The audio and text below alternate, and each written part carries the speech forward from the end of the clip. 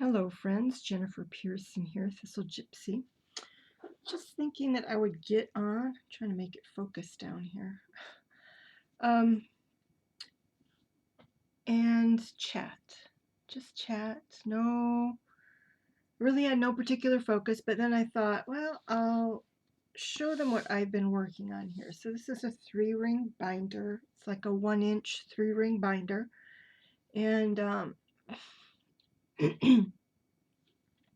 what it's for is to remove this information from this notebook, which is what I used to keep my decks in. But then if I got rid of a deck, then I would cross it out, but not remove it. It just was problematic. And I thought, well, I'm going to get a 3-ring binder so that if I get rid of a deck, I can take the page out without much disruption. I'll have to copy the thing that's on the other side of it, and maybe move it to the back or something. I don't know. But I needed something more flexible, and also flexible for categorizing. So this first section before this tab, and I need to put a tab here, one of these sheets. I might even have to get plastic ones to protect this page because the first page is just getting ragged and it's probably going to fall out here before long. And I'll have a lot of writing to do. So I had my tarot decks. So this is like inventory. This is basic inventorying sorts of things. So I have just all of the tarot decks listed, and that comes to 60. All of the oracle decks, and that comes to 37. My one Lenormand deck. My playing cards that I imagine using for divination purposes, I would say probably 3/4 of these I might never use for divination purposes. But that was initially the thought because they're so cheap, and I figured, I would just take the time to come up with some meanings for each of the cards myself. Same thing with these. The Lewis and Clark, these are game cards used in games. So the Lewis and Clark is usable pretty much straight out of the box, and probably these art decks, the Art Go Fish decks would be as well. And then other things that are not, that just don't quite fit into a category really. And then in this section, I'm doing it by decade. And this was prompted, I don't know if it was part of 31 Days of Tarot this year, or if it was somebody else's tag about. But anyway, there was some tag going around that had me thinking, you know what, I'll go through and put down my decks for decades. And I just learned that the original angel cards were sometime in the 80s. So I'll add that in there. So I don't have any decks from the 70s, and I don't know that I ever will, but I left the 70s in there. The 80s, you're not seeing the 90s and 2000s are on the other page, and this wildness here is the 2010s. So yeah, most of my decks are more recent. But part of the reason that I've been, buying decks is to have an overview of what the heck happened in the 1990s and 2000s. What did I miss out on? What did I need to check out? That would be a good fit for me.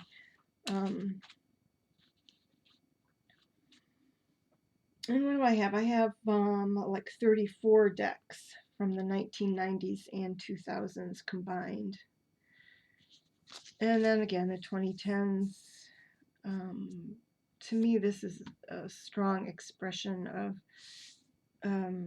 the avenues for creating independent decks is expressed in this.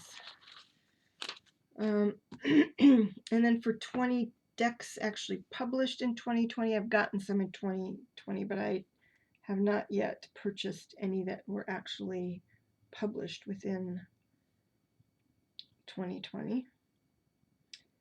And I think in a recent video I said that there weren't any decks I was particularly looking forward to. An expression of the extent to which I'm slowing down is that I only have, I think I only have one tarot deck on my wish list, which is the Golden Art Nouveau. But I think I said that I didn't have any that I was looking forward to that are new publications, and I do. One is Our Tarot, which last I checked, which I think was about a month ago, it wasn't on Amazon yet, but I think it was showing up on the publisher's site as like coming out in the fall or something like that. So I figured, well, they're still not sure. So so I have here a list of my out of print decks, kind of as far as I know. I don't keep track of that thing very much.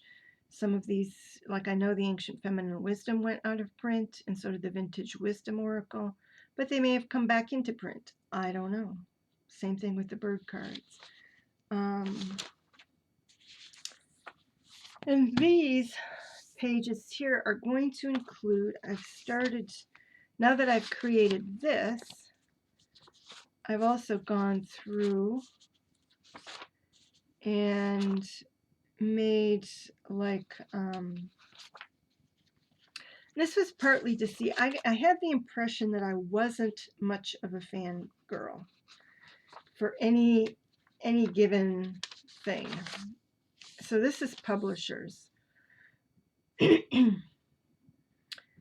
And I have more self-published decks at 17. I have more self-published decks than I realized.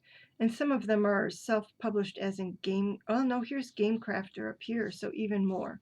So so yeah, that actually kind of surprised me. And US Games 16 and Los Scarabeo 13. So it's pretty much those three, which isn't terribly surprising. All things considered, you know, those are the two major publishers, and then kind of a lot of everybody else is just doing their own thing. I only have 5 Hay House. I've got 3 Blue Angels, 3 from Watkins Publishing, 4 from Schiffer, 6 from Llewellyn, 2 from Rockpool. So, you know, it's just kind of scattered. Otherwise, it's scattered around. So it was just interesting to me to see that they are kind of so scattered. And among authors, I didn't realize even that Linnea Weatherstone had written that many, was the author for that many. There's some that are a little under the radar decks that she also wrote for. So 4 from her, but other than that, I can't say that I'm that much of I'm not an author fan.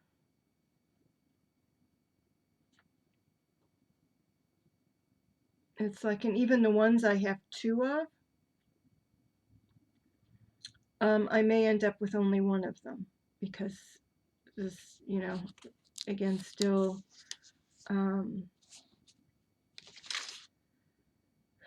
making decisions in terms of trimming things down. These are the artists, and again, not too much in the way of fandom. You know, to me, this is also an expression of how many times people repeat. Like this one, which shows 6. That's not a specific artist. That's curated photos. So there are many different decks would have curated photos. In other words, like stock photos or photos from, like the Vintage Wisdom is old postcards, you know, etc. That sort of thing. And I have one somewhere for image, like painting, curated paintings. But I have 2 Los Scarabaeos that are from Antonella Platano. 2 from Mickey Mueller. 2, I mean, really, your standard Rider-Waite Smith is going to be Pamela Coleman Smith. Actually surprised me, I only had 2 of those. Joanna Powell Colbert, I have 2 of her decks, but I think one of them I will eventually let go. Marilla Allwood, I didn't realize I had 2 of hers. She did the tree, one of the tree oracles that I have, in addition to the wonderful Forest of Enchantment tarot. I guess I only have 2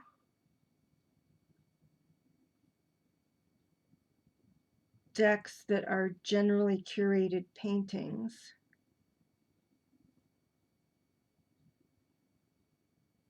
And all of these are ones.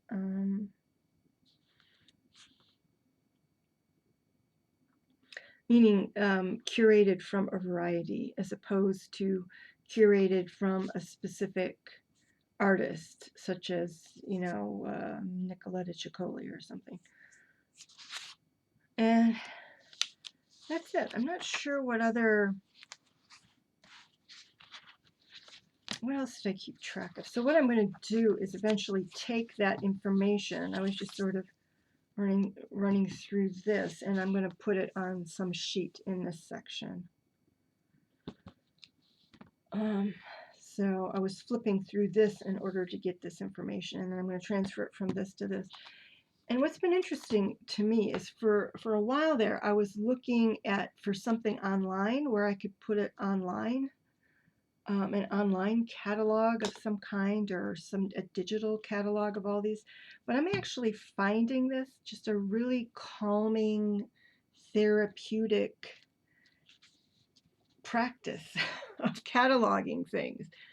It almost made me think, gosh, you know, I wish I could find some secondary part-time work that was just cataloging things in the, you know, sorting things. It's just really kind of relaxing. And then these are just what I do. You know, I do the name, the author, the artist, the publisher, and the year it was published, what kind of a book it has, the year that I purchased it. And then some like tags or keywords here, and those are usually just kind of what I would call maybe the tone of the deck, what kind of readings it's good for, if it seems to lean in the direction of a particular sign of the zodiac or a particular element, you know, air, fire, earth, or water. And I did that at the beginning, but as I got more decks in 2019, I stopped doing that, so I'll probably go back and do that. And I started to keep a list in here of all of the tags that I was using. And I stopped doing that, so because it was just kind of too much, and I wanted to get through with, you know, doing all the individual pages.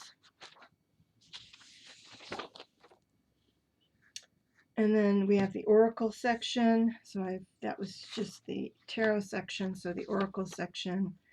And I have not I have not accomplished anything beyond that. So that's what I've been doing for, I don't know, I find it kind of oddly calming. You would think I would find it overwhelming to see all of these different decks that I have, but you know what, I really like them. I do, I like them. Some I definitely recognize, especially if I'm not going to do zodiac sign readings. I can think of two right off the bat that I should probably just let go. I feel like I have too many animal-based decks, and I could probably reduce that down to one or two. And so, you know, that will happen in time. And I'm not feeling any rush about it. It could be that just doing this actually makes it more manageable. I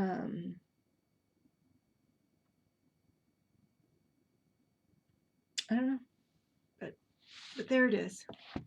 Just a little look at my cataloging project, how it's coming along, and that it's there. It's something I'm doing. So I'll let you go for now. Anybody that has suggestions for me in terms of, you know, how they have sorted their decks, if you have any other suggestions for how I might parse them, sort them, catalog them, certainly feel free to leave a comment in that regard. All right, everybody, take care. Bye-bye.